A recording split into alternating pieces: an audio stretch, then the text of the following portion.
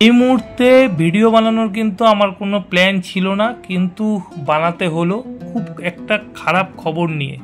সেটা হচ্ছে ডার্বিতে কিন্তু খেলছেন না মোহাম্মদ রশিদ। আর তার থেকেও বড় খারাপ খবর হলো মোহাম্মদ রশিদের বাবা প্রয়াত হয়েছেন। আর এই খবর পাওয়ার পরেই কিন্তু রশিদ দেশে ফিরে যাচ্ছেন এবং সেই কারণে কিন্তু ইস্টবেঙ্গল রশিদকে পাচ্ছে না কলকাতা ডার্বিতে, যেটা ইস্টবেঙ্গল সমর্থকদের জন্য কিন্তু খুব খারাপ খবর।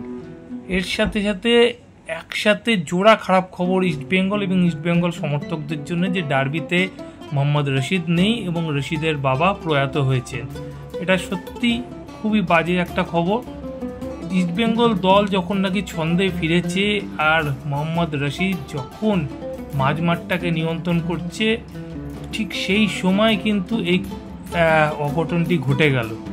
তো ইস্টবেঙ্গলের জন্য কিন্তু সত্যি একটা খারাপ খবরই বলা যায়। বা গত মরশুমে আমরা দেখেছি চোটাঘাত সমস্যায় ইস্টবেঙ্গলকে ভুগতে হয়েছে, আর এই মরশুমের প্রথম ডার্বির আগে এরকম একটি বেদনাদায়ক খবর। জানি না ইস্টবেঙ্গলের সাথে বারে বারে এরকম কেন ঘটছে। তো রশিদকে ডার্বিতে না পাওয়াটা কিন্তু ইস্টবেঙ্গলের জন্য যথেষ্ট ক্ষতি, সেটা বলা যেতেই পারে। রশিদের এই দুঃসময় ইস্টবেঙ্গলের প্রতিটি সমর্থক মোহাম্মদ রশিদের পাশে আছে। এর থেকে আর বেশি বলার কিছু নেই। সত্যিই খুব বেদনাদায়ক খবর, যা কখনো পূরণ হবে না মোহাম্মদ রশিদের জন্য।